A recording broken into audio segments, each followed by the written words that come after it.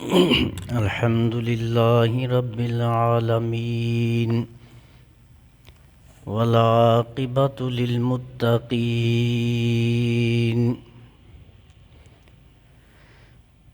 الصلاة والسلام على سيد الأنبياء والمرسلين حبيبنا ومحبوبنا ومحبوب رب العالمين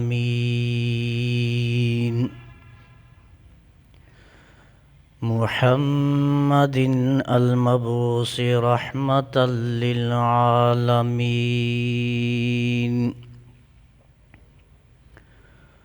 وعلى آله وأصحابه أجمعين أما بعد فأعوذ بالله من الشيطان الرجيم بسم الله الرحمن الرحيم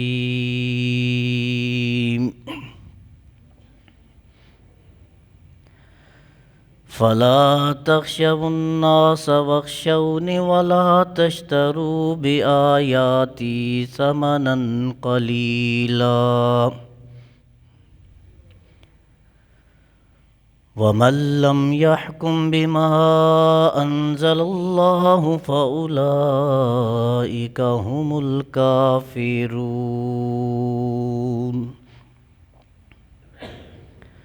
صدق الله مولانا العظيم وبلغنا رسوله النبي الكريم الأمين الرؤوف الرحيم ونحن على ذلك لمن الشاهدين والشاكرين والحمد لله رب العالمين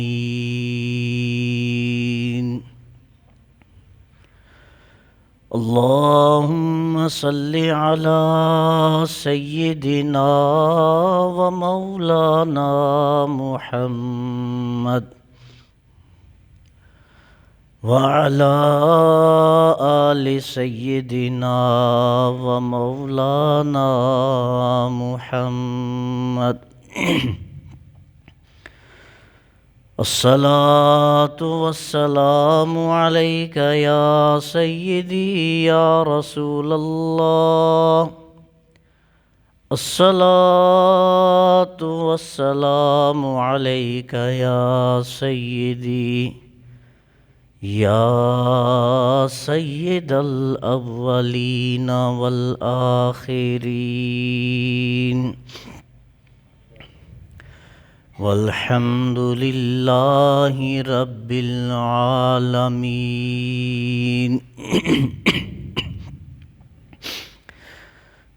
حمد و ثنا کے بعد معزز و محتشم حضرات سامعین کرام،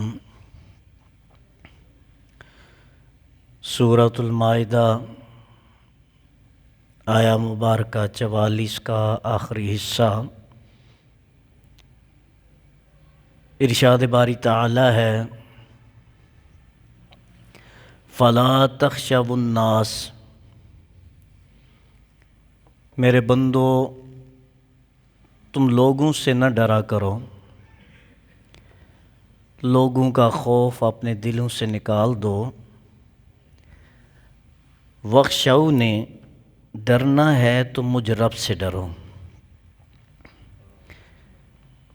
پہلا فرمایا لوگوں کے ڈر کو اپنے دل سے نکال دو، دوسرا فرمایا اگر کسی ذات کا ڈر اور خوف دل میں رکھنا ہے تو وہ مجھ رب العالمین کا ڈر تمہارے دلوں میں ہونا چاہیے۔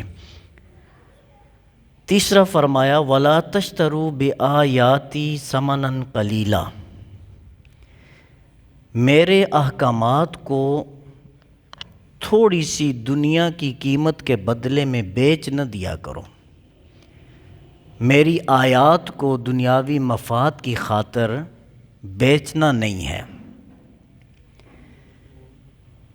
چوتھا ارشاد فرمایا وَمَن لَّمْ يَحْكُم بِمَا أَنزَلَ اللَّهُ، جو اللہ کے حکم کے مطابق فیصلہ نہیں کرے گا، فَأُولَٰئِكَ هُمُ الْكَافِرُونَ، وہ کافر ہیں۔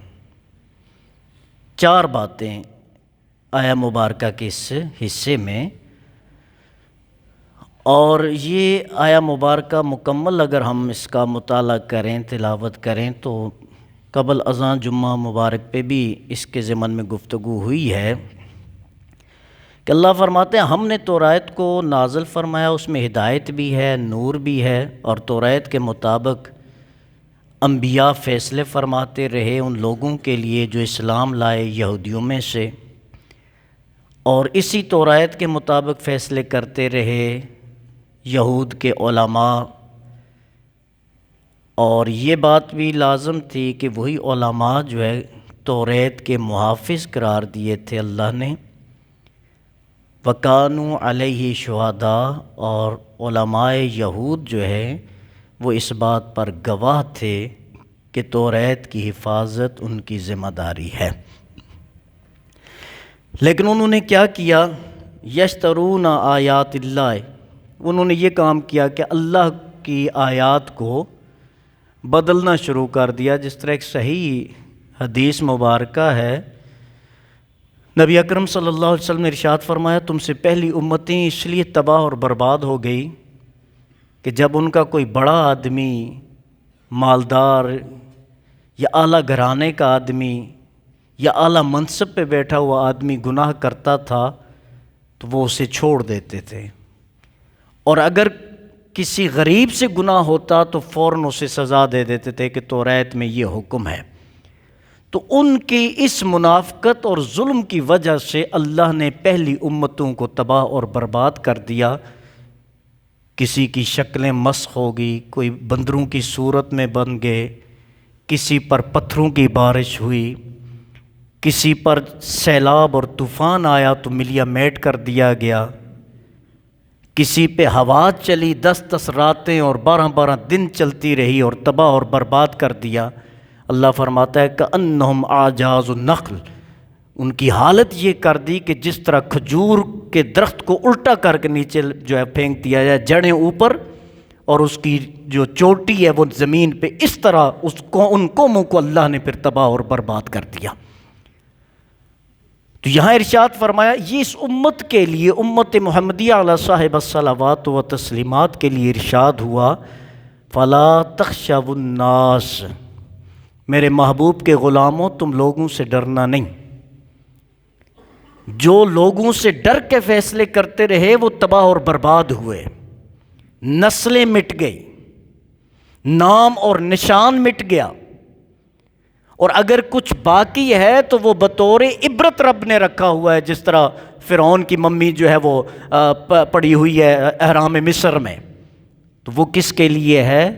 عبرت کے لیے ہے کہ رب العالمین ہے، چاہے تو مردہ جب قبر میں رکھا جاتا ہے تو 3 دن کے اندر اندر جسم پھٹ جاتا ہے، پیٹ پھٹ جاتا ہے، کچھ مہینوں کے بعد گوشت ختم ہو جاتا ہے، پھر ہڈی رہ جاتی ہے، اور کچھ سالوں کے بعد ہڈیاں بھی ختم ہو جاتی ہیں، صرف ریڑھ کی ہڈی باقی رہ جاتی ہے۔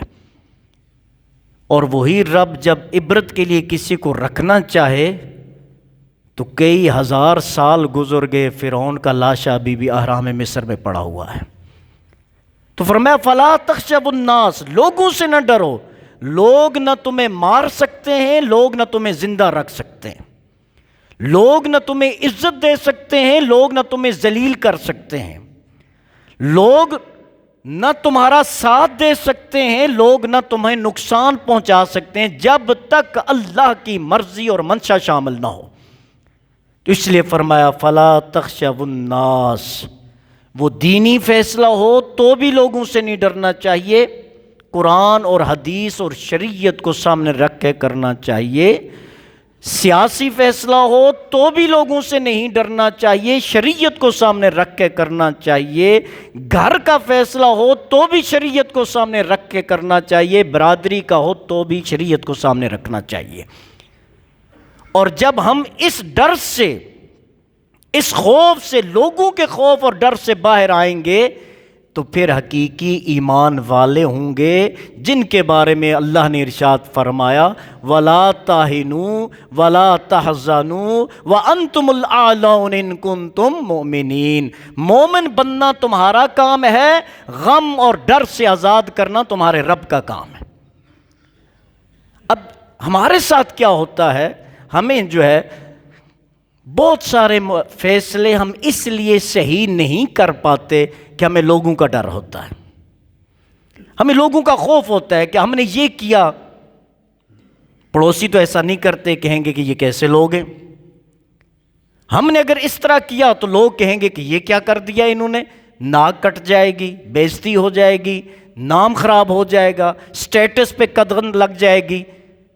اس دنیا کے سٹیٹس اور نام کو بچاتے بچاتے ہم آخرت کا سٹیٹس اور نام تباہ کر بیٹھے، لوگوں کی خوشیوں کو سمیٹتے سمیٹتے اپنے رب کو ناراض کر بیٹھے، دنیا میں افضل اور اعلیٰ بنتے بنتے اپنے رب کے ہاں ذلیل اور خوار ہو بیٹھے۔ اس لیے فرمایا فلا تخشوا الناس، لوگوں سے نہ ڈرو۔ میں نے غالباً کئی مرتبہ یہ واقعہ عرض کیا تھا، حضرت فاروق اعظم رضی اللہ تعالی عنہ،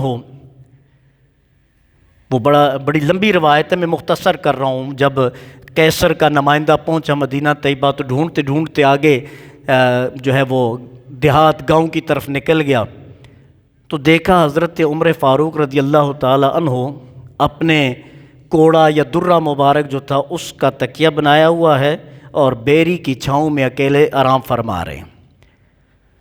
وہ ایلچی، وہ سفارتکار یا وہ نمائندہ دیکھ کے بڑا دنگ رہ گیا کہ یہ عمر، جن کے مخالف قیصر بھی، جن کا مخالف کسریٰ بھی، جس کا مخالف جو ہے وہ اپنا مشرک بھی، یہودی بھی، عیسائی بھی، سارے مذاہب باطلہ ان کے مخالف ہیں، اور کوئی پروٹوکول نہیں، کوئی سیکورٹی نہیں، کوئی کمانڈوز نہیں ہے، کوئی جو ہے آرمڈ فورس نہیں ہے، کوئی پولیس نہیں ہے، کوئی ایجنسیاں ارد گرد گھیرا لے کے نہیں ہے، جس طرح ہمارے سیاستدان جاتے ہیں بظاہر دکھانے کے لیے سب کچھ نارمل ہوتا ہے، لیکن حقیقت میں جن سے وہ باتیں کر رہے ہوتے ہیں وہ انہی کے آدمی ہوتے ہیں، اور ہم سمجھتے ہیں کہ یہ فروٹ چیک کر رہے ہیں یا یہ مارکیٹ میں گشت کر رہے ہیں۔ وہ اکیلے آرام فرما رہے تھے، وہ اس پر رعب اور دبدبہ طاری ہو گیا، وہ پوچھنے لگا امیر المومنین ایک بات بتاؤ کہ قیصر آپ سے نالاں، ناخوش، مخالف، کسریٰ آپ کا مخالف، یہودی آپ کے مخالف، عیسائی آپ کے مخالف، دنیا کا ہر باطل مذہب کا پیروکار آپ کا مخالف، اور آپ آرام سے بیابان میں ایک جھاڑی کے نیچے، ایک بیری کے درخت کے نیچے آرام سے سو رہے ہیں، آپ کو ڈر نہیں لگتا؟ تو میں وہ بات عرض کر رہا ہوں، حضرت عمر فاروق نے ارشاد فرمایا انی اخاف اللہ والناس یخافونی، فرمانے لگے بات یہ ہے میں صرف اللہ سے ڈرتا ہوں، اور جب سے میں نے صرف اپنے رب سے ڈرنا شروع کیا ہے ساری دنیا مجھ سے ڈر رہی ہے۔ یہ ایک سجدہ جو گزرتا ہے تجھ پہ گراں، علامہ اقبال نے اسی طرح فرمایا تھا نا، ہزاروں سجدوں سے انسان کو کیا کرتا ہے، بے نیاز کر دیتا ہے۔ ہم ایک سجدہ نہیں کرتے اس لیے ہر ایک کے سامنے جھکنا پڑتا ہے۔ تو انہوں نے فرمایا میں اپنے رب سے ڈرتا ہوں، اس لیے اب جو بھی ڈرے گا وہ مجھ سے ڈرے گا، مجھے رب کے علاوہ کسی سے ڈرنے کی ضرورت نہیں ہے۔ تو یہ بندہ مومن ہوتا ہے، اور جب بندہ اس مقام پہ پہنچتا ہے پھر اللہ کی طرف سے مجدہ جاں فضا سنایا جاتا ہے وَلَا تَهِنُوا، اب گھبرانے کی ضرورت نہیں، وَلَا تَحْزَنُوا، اب تمہیں غم کرنے کی ضرورت نہیں، انتم العالون، سر بلند تو تم ہی رہو گے، کیوں؟ مومنین، تم مومن ہو۔ تو مومن جب بنتا ہے بندہ پھر اللہ اس کو ہر خوف سے بے نیاز فرما دیتا ہے۔ تو اس لیے ارشاد فرمایا فلا تخشوا الناس، لوگوں سے مت ڈرا کرو، لوگ تمہیں ڈرائیں گے کہ اللہ کی راہ میں دیا تو غریب ہو جاؤ گے، بچوں کو کیسے کھلاؤ گے، شیطان وسوسہ ڈالے گا، اگر یہ کیا تو رشوت نہ لی تو تمہارا گھر کیسے چلے گا، تمہارا چولہا کیسے جلے گا، اگر تم نے جو ہے فلاں کی مدد کر دی، فلاں بیوہ کی، فلاں یتیم بچے کی کفالت کر لی، اپنے گھر کا کیا کرو گے؟ یہ تمہیں ڈراتا ہے طرح طرح سے، حالانکہ وہ شیطان بھی جانتا ہے کہ جب تک رب نہ چاہے میں کچھ نہیں کر سکتا۔ شیطان جانتا ہے، یاد رکھنا، شیطان جانتا ہے کہ ہوگا وہی جو رب چاہے گا، میں کچھ بھی کروں کر نہیں سکتا، لیکن وہ اپنی کوشش جاری رکھتا ہے جو اس کا کام ہے۔ اب مومن بھی جانتا ہے کہ ہوگا وہی جو میرا رب چاہے گا، لیکن کوشش نہیں کرتا۔ اب سمجھ آئی شیطان اور مومن میں فرق کیا ہے؟ وہ اپنے دھن کا پکا ہے، وہ اپنے قول کا پکا ہے، وہ اپنے کام کا پکا ہے۔ اس نے اللہ سے عرض کیا تھا لَأُغْوِيَنَّ، آپ سب اس طرح کی آیت لَأُغْوِيَنَّ، میں ضرور یا اللہ تیرے بندوں کو اغوا کروں گا، میں ضرور کوشش میں لگا رہوں گا انہیں جو ہے تیرے رستے سے بھٹکانے کے لیے۔ اور وہ کر رہا ہے، وہ نماز میں بھی خیال ڈال کے ہمیں جو ہے وہ ورغلانے کی کوشش کرتا ہے، وہ زکوٰۃ دینے کے بھی آڑے آتا ہے، وہ 1 کروڑ روپیہ 2.5 لاکھ روپیہ زکوٰۃ دے دے گا، دیکھے کتنا 2.5 لاکھ روپیہ کم ہو جائے گا، مت دینا زکوٰۃ۔ وہ اپنی دھن کا پکا ہے، وہ اپنی دھن کا پکا ہے، وہ لگا ہوا ہے۔ اب مومن بھی جانتا ہے، مسلمان بھی مانتا ہے کہ جو رب نے دینا ہے وہ دے کے رہے گا، جو نہیں دینا رب نے کچھ بھی کروں وہ مل نہیں سکتا، لیکن کوشش نہیں کرتے۔ فرق اتنا ہی ہے۔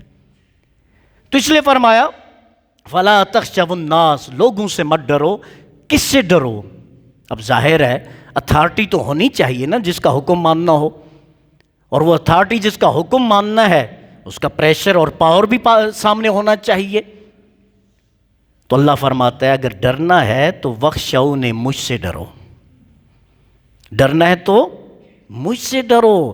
جن سے ڈرتے ہو وہ میری مخلوق ہیں، جن سے ڈرتے ہو ان کا بادشاہ بھی میں ہی ہوں، جن سے ڈرتے ہو ان کا مالک بھی میں ہی ہوں، جن سے ڈرتے ہو ان کو طاقت دینے والا بھی میں ہی ہوں۔ اس لیے ان سے ڈرنے کے بجائے مجھ سے ڈرو جو احکم الحاکمین ہوں، سارے بادشاہوں کا بادشاہ ہوں۔ اور پھر شاید میں نے یہ بات بھی کئی دفعہ عرض کی تھی، اللہ کے ڈر اور بندے کے ڈر میں فرق بھی بڑا مزے کا ہے۔ جانتے ہیں نا آپ، جو اللہ سے ڈرتا ہے اللہ کے قریب ہوتا چلا جاتا ہے، اور جو بندے سے ڈرتا ہے وہ بندے سے دور ہوتا چلا جاتا ہے۔ جانتے ہیں نا، جس بندے سے ہم ڈرتے ہیں ہمیں پتہ ہو کہ یہ ہمیں بے عزت کرے گا، خدا نہ خواستہ ہمیں نقصان پہنچائے گا، یا یہ بڑا سخت آدمی ہے، زبان سے گیا ہوا ہے، کچھ بھی کہہ دے گا، انسلٹ کرے گا، ہم کیا کرتے ہیں؟ آمنا سامنا ہو رے نہیں دے دیتے، سائڈ سے نہیں گزر جاتے، جان نہیں بچاتے اس سے، اس کا آمنا سامنا نہیں کرتے۔ ہم کوشش کرتے ہیں جتنا ڈسٹینس مینٹین ہو سکے ہمیں رکھنا چاہیے تاکہ اس کے قریب بھی نہ ہو، دور رہتے ہیں۔ لیکن جب اللہ کا ڈر دل میں آتا ہے تو پھر اللہ کی طرف بندہ کھنچا چلا جاتا ہے، جتنا ڈرتا ہے اتنا رب کے قریب ہوتا چلا جاتا ہے، جتنا ڈرتا ہے اتنا رب سے لو لگا بیٹھتا ہے، جتنا ڈرتا ہے اتنا ہی اللہ کے یہاں مقام پانا شروع کر دیتا ہے، اور یہاں تک کہ پھر اس مقام پہ پہنچتا ہے۔ حضرت جنید بغدادی سے پوچھا کہ یہ بتائیں، شیخ الطائفہ ہیں حضرت جنید بغدادی، یہ بتائیں کبھی رب نے آپ کی مرضی کے خلاف بھی کیا ہے؟ فرمانے لگے کبھی ایسا نہیں ہوا، کبھی میرے رب نے میری مرضی کے خلاف کیا ہی نہیں۔ پوچھنے والا حیران ہوا کہ ایسا کیسے ہو سکتا ہے، رب اور بندے کی مرضی کے مطابق؟ کہا ایسا کیسے؟ فرمانے لگے بات یہ ہے میری رضا ہی وہی ہے جو میرے رب کا فیصلہ ہوتا ہے، تو لہٰذا میرا رب جو کرتا ہے وہی میری رضا ہے، میری رضا کے بغیر میرا رب کچھ کرتا ہی نہیں۔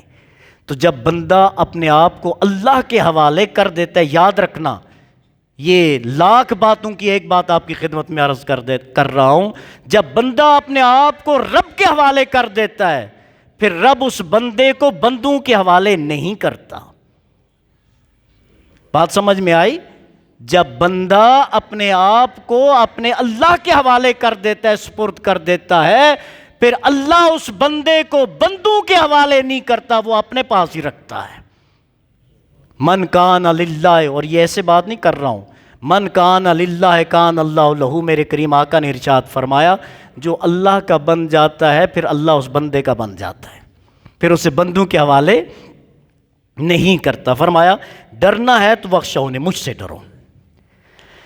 تیسری بات ارشاد فرمائی، ایک تو آپ حضرات دیر سے تشریف لاتے ہیں اور دوسرا وقت بڑا مختصر ہوتا ہے، اور آپ کے دیر سے آنے کی وجہ سے میں بھی سستی کرتا ہوں، 10 منٹ میں بھی لیٹ آتا ہوں۔ اگر آپ جلدی تشریف لائیں تو میں بھی جلدی آنے کی کوشش کروں گا۔